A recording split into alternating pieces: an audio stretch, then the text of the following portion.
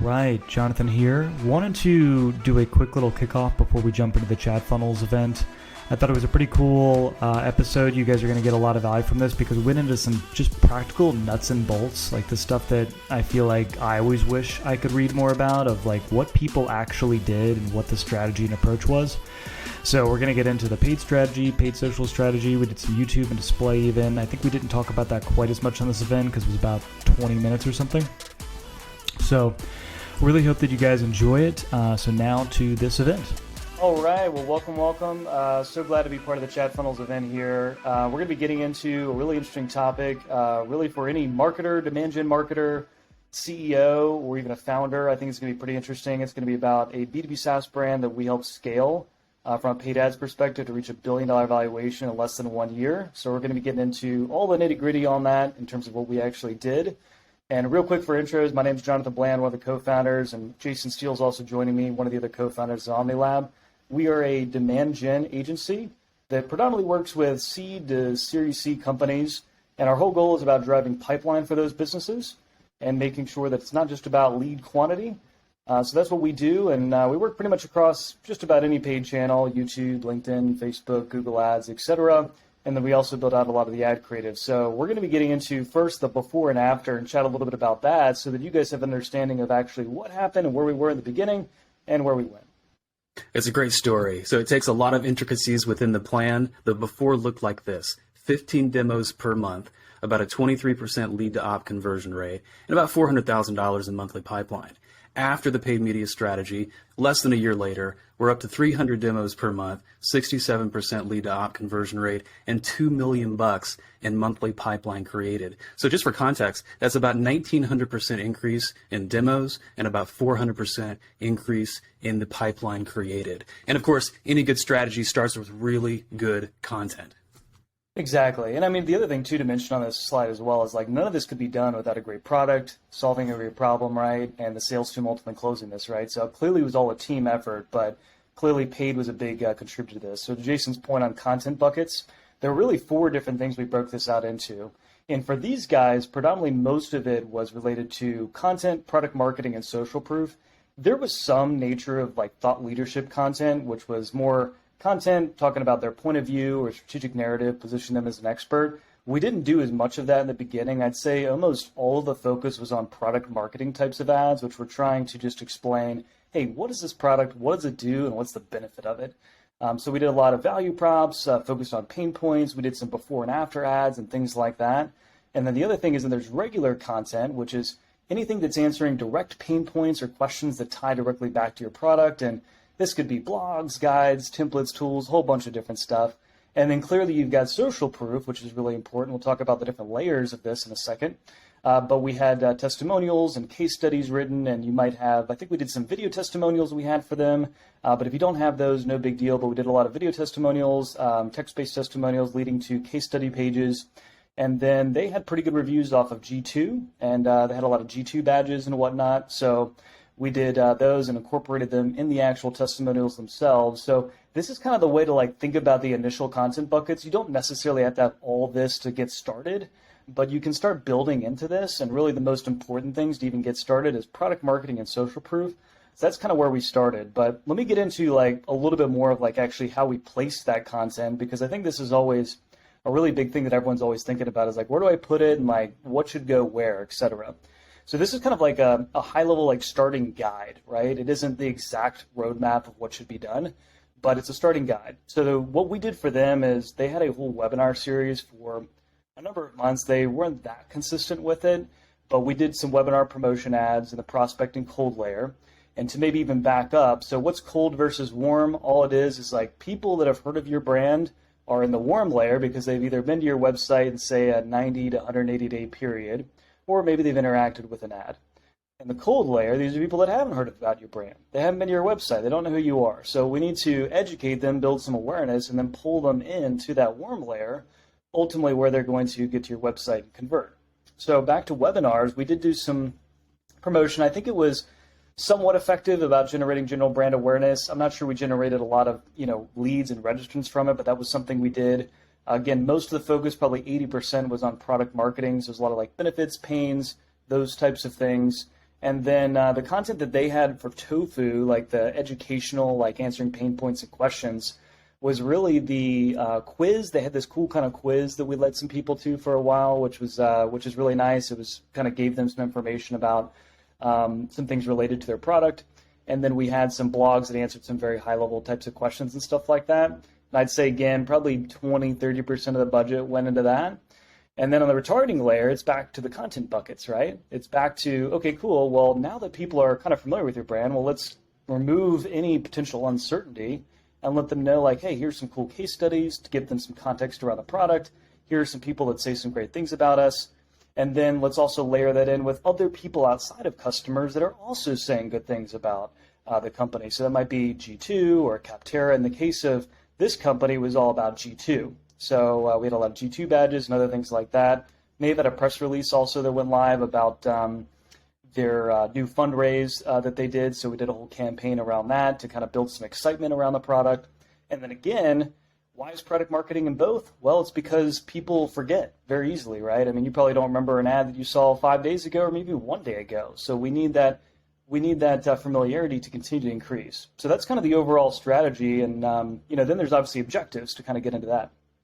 And the big things that we answer, the two main questions we tried to answer throughout the cold and the warm layer are why product or service, answer that really well through product marketing and supported top of funnel content, and then why company, right? Because you have to answer those two questions to really to carry someone through the entire journey. So to your point, the prospecting layer, we made use of website visits and brand awareness. And the reason for that is you got to think about it. If you have 100,000 people in your total ICP that you're targeting on a given channel, you're going to want to reach the majority of those. Brand awareness does that really well. But to play game with the algorithmic nature of the channel, and when you say, hey, channel, LinkedIn, for example, I'd like to go find people who are going to visit my website, people who are going to click the ads. Well, of course, of that 100,000 people, it's going to be a smaller subset of the 100,000. And so what we like to do is always expose the brand through product marketing and other types of content through brand awareness to make sure the reach is there. And then we have a really attractive CPC on the website visit side of the house. And then, of course, we try to mop up all the leads with website conversions. Because remember, your warm audience is going to be the most warm. And of course, website conversions as an objective for most channels, you're going to pay a premium. Because just like the brand awareness side of the house, where 100,000 people could be potentially reached, you're going to narrow the folks down who are actually going to click. You're going to narrow again to the people who are actually going to convert from an algorithmic perspective. And so we like to reserve the high premium website conversions objective for the retargeting audience in this example in order to capture the most leads. And this really applied for the strategy across Facebook, LinkedIn, display, and YouTube. Where display and YouTube, we're kind of heavy in the brand awareness side of the house as well as the website clicks. Exactly. And I mean, a big point too is like, again, this is a starting point. There's lots of different objectives that can be used across these channels, right? So clearly there were others, but typically like go-to starting point are like those two objectives in the cold layer. So in terms of targeting, there were a lot of things we did with targeting, obviously, as you can see here. But where we started was just basic firmographic-based targeting. If we're just talking about social, let's not like remove YouTube and display for just 1 second because those are more keyword-based targeting. But talking about more LinkedIn, where we spend the majority of our prospecting budget when we just started with them, was all about firmographic-based targeting. So that's kind of where we did. That's the kind of middle-ish to the left bar native in-channel targeting is what we started with. Then as we layered on and started increasing spend, then we started getting into more of the Facebook world. And because Facebook is a little bit difficult, or actually extremely difficult to do firmographic-based targeting on Facebook, we used Clearbit, which allows us to do basically a match between personal and work email addresses so that we can upload an audience directly up to Facebook. And now we've got the exact people we want to reach on Facebook, which we drove great results on Facebook, which is awesome, and couldn't have done it without Clearbit, clearly. Then there was a side of layering in target account lists. So as their sales team progressed and they got a little more mature, they had actual target account lists, and we wanted to essentially make sure there was a one-to-one match so that anything that marketing was doing, it was completely aligned with sales. And this is really important. A lot of people have marketing to a whole bunch of different set of accounts, and then you've got sales doing their thing. Not going to happen, right? In this case, like we can't have that happen. So that was a big thing we did and layered on into some campaigns. And the last was really just Zoom intent data. So they had a subscription there. We used it a little bit. I don't know if we got a full conclusion on like, was this really worth the money? Because it was kind of expensive. but ultimately it was just passing down accounts that at least Zoom said, hey, these guys are in market. They've got a little more propensity to actually potentially close. So we had some campaigns that were basically focused on the bottom of the funnel and converting those accounts. So that was kind of what targeting looked like. And then we split the budget basically this way. We had mid-market, enterprise. They had those two different segments. Enterprise was newer for them. It was actually even a smaller share in the beginning. It was mostly mid-market SMBs, that kind of where they got their start. So you can see it's pretty much 70% across the board, across all channels, mid-market, 30% across the board for enterprise. And then prospecting retargeting was really an 80-20 split. That can probably change a little bit. I mean, you might have 70-30 start out, you might do 80-20. It really depends on performance and also the size of the audience and retargeting layer. Are you spending your dailies? Are you spending your budget? So you might make some alterations to that, but this is generally like where the numbers were. And then again, most of the budget in the beginning was going to LinkedIn, a little bit to display, a little bit to YouTube. But then Facebook started to grow up. So it wasn't quite 30% when we first started going with them, but grew to about 30% of the overall budget because we were seeing some really good success with it with some of the target account lists we were going after. And then there's the creative. We can't, ignore that, right? And I unfortunately can't share all the creative examples since we can't share this publicly. But I will say this. There's a lot of key things, and this is what we call pink prints internally. And there's a lot of things that could be said here, a lot of different text going on. But the core takeaways of this slide, if you're going to remember anything, are we got to make sure that the messaging is outcome focused. And I'll talk about an example on the next slide of like what that actually looks like and how to do it. But that's really important. We try to ensure that we were never using more than 8 to 12 words. And the reason for that is because, again, people's attention spans, they're moving quickly through the news feed. So we've got to get their attention real quick with something short and punchy. The other thing is if we can point out some things that make it curious or interesting or whatever, then that'll actually pull them in better. So curious is probably a little subjective, right? Like what's curious. But ultimately we want to kind of pique people's curiosity. That's the goal. And then the other thing too is like with CTAs, especially in ad creative, a lot of people kind of go with the basic like learn more or sign up or whatever the default thing is in LinkedIn or Facebook. But you can actually do some really cool stuff. Like it doesn't need to be the same thing, right? You can use all sorts of things that are a lot more specific to exactly what you want them to do. Like, hey, sign up for this free workshop to do X or whatever. Man, it's a little bit long, but you get the idea. Like you do something a little bit more specific to whatever the ad creative's talking about. And the example around like actually doing a headline here would be, you basically start out with, imagine like basically you could pull out a Google Sheets, board right now, and then you type in, I want. And then below that, you type in a whole bunch of outcomes. It'd be like outcome 1, 2, 3, 4, etc. Now you have a whole bunch of them. And let's say one of them, in this case, is firmographic targeting on Facebook. Well, cool. So now you've got a phrase of which is aligning exactly with what the buyer desires. That's the key part, right? Buyer, not you. And then just remove the pronoun, put an action verb in, and boom, get firmographic targeting on Facebook. And now you've got yourself a pretty good headline. Now you could, make it a little more risque and stuff like that and say all sorts of things. But that's kind of the basic structure, and that'll get you down the road to developing some really good headlines. So we'll get into the paid search strategy now and talk a little bit more about what we did in terms of budget allocation. One more thing on headlines and just the general messaging on top of outcomes. It's super important to talk about the qualitative nature and the quantitative nature of metrics that you can add to your headlines. An outcome means a certain thing, and it's positive, and it's a great thing to include in all messages. But if you can couple that with something quantitative, like you're going to save 35%, you're going to save X number of hours, you're going to increase conversion rates by X, Y, Z, whatever the case may be, it's something that people can grasp onto. So not only do they get the outcome, they kind of understand what to expect. And I think that just builds trust over time. But paid search is and even like talk over and say one other thing too is like that I didn't even mention on the last slide or on this slide here is that, in terms of like the visual nature of like the ad as well, we found a lot of times that like using actual human faces ended up leading to much higher engagement rates. So anytime you can have some type of person that's, well associated with it, ideally even people from your company or maybe that's someone already that has a brand. If you don't have that, no big deal. You could use a stock image or something like that. Or of course for testimonials and social proof, definitely getting in those. We did a lot of those ads where we had actual people and whatnot. So I just wanted to add that point in as well. It's a great point. Paid search was a pivotal part of our strategy for this $1 billion valuation in under 1 year, as it should be. The landscape in paid search was very, very interesting. It was an entry point into a world that became ultimately very, very competitive. So we typically build our paid search framework around a typical framework like you see here in front of you: brand, non-brand competitors, and then of course RLSA, which if you're not familiar with remarketing list for search ads, that's simply remarketing like you do on paid social very, very commonly in paid search. And so we split that out between a 90% of the budget to phrase and exact, and then generally about 10% of the budget for broad. And the reason for that is because broad has become a very loose interpretation of the match rate to phrases that you intend to bid against. And what I mean by that is there's a semantic nature to the algorithm of Google now, which can, without very, very specificity with the negating and the keywords that you select, can get out of control. But broad is a really good tool for surfacing new potential and reaching a larger audience. And so there is value there, and we did see the value.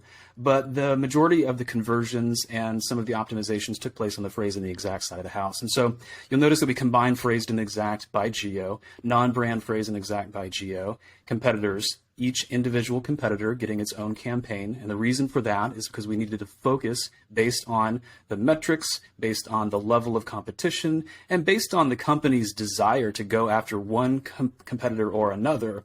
If you kind of bring those all into one bucket, into a group of ad sets or ad groups below one campaign, you'll lose that flexibility.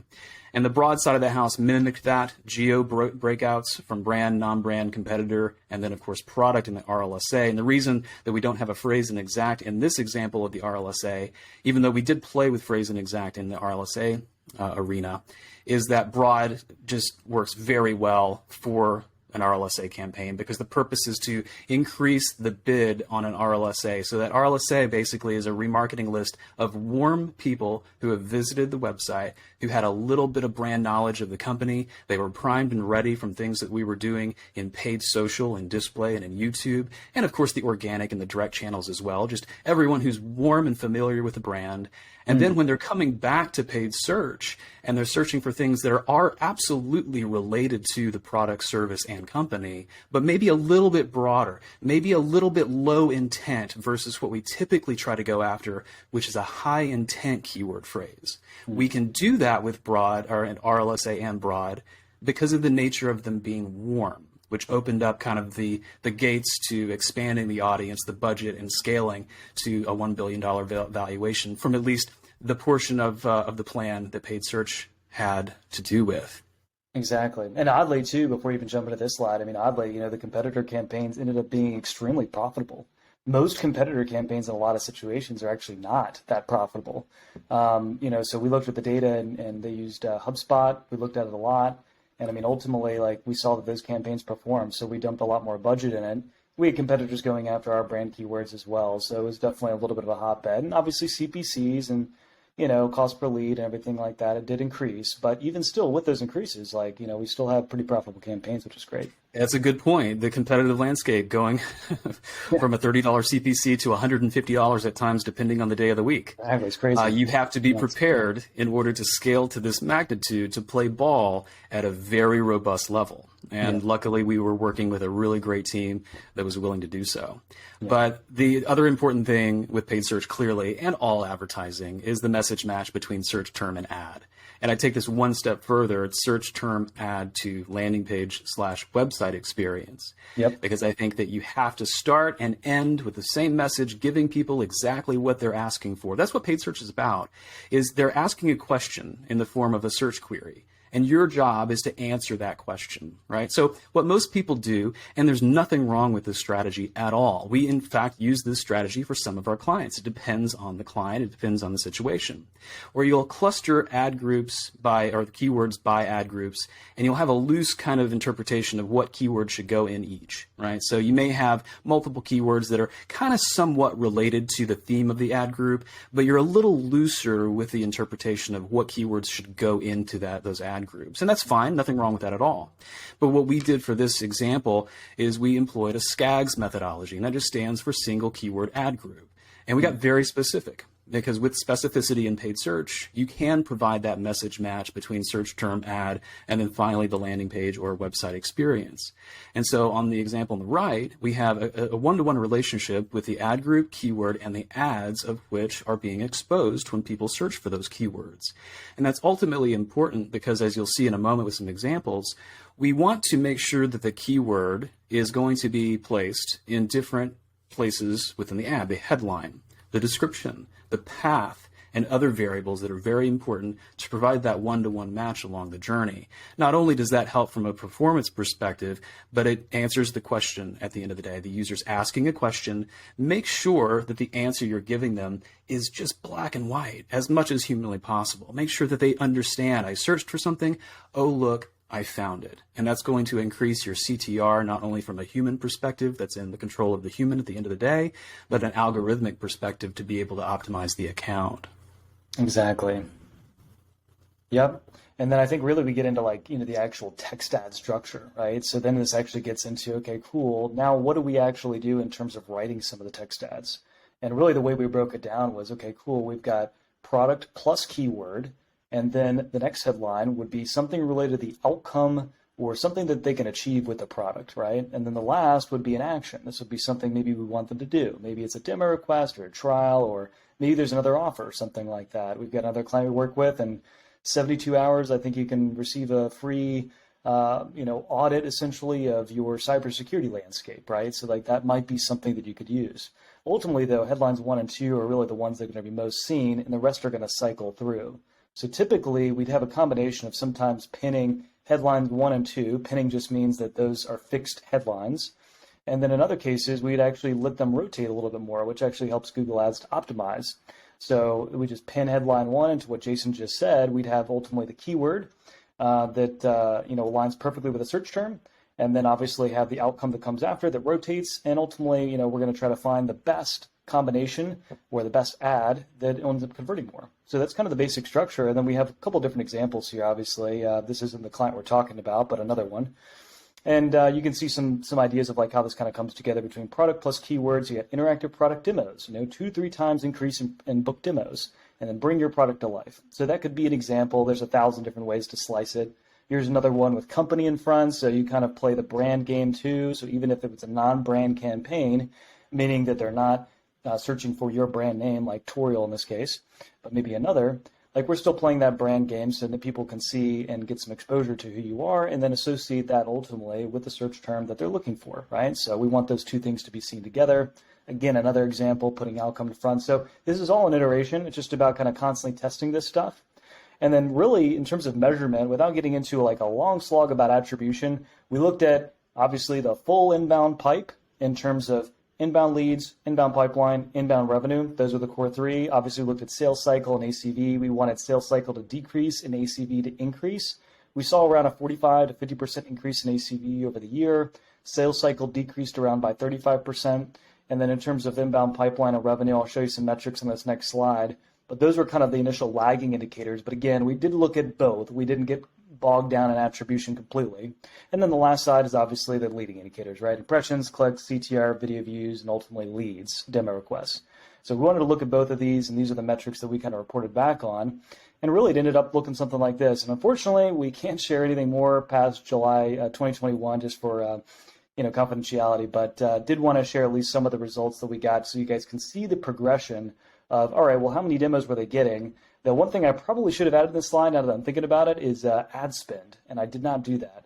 But the ad spend, ultimately, they were spending was in the hundreds of thousands of dollars. I think we were close to $200,000 in terms of per month once it was fully ramped up. But maybe I'll have to put this in the show notes or something so you guys have that link. But that gives you kind of a little bit of idea of where we went. So all the way from $399,000 of inbound pipeline in January to $1.4 million in inbound pipeline created, from 65 demos to 193, and obviously those numbers are even bigger now. So it's pretty cool. But I'll leave you guys with that. I think I went just a little bit over, so hopefully you guys can give us 2 more minutes so you don't cut off last part of our presentation. But if you guys are interested at all in chatting marketing or talking to demand gen, or you're looking for a demand gen agency to help with paid, happy to help. Our website's just omnilabconsulting.com, or you can pull out your phone real quick and scan that QR code. But thanks so much for joining, and we'll see you around. Cheers. Cheers.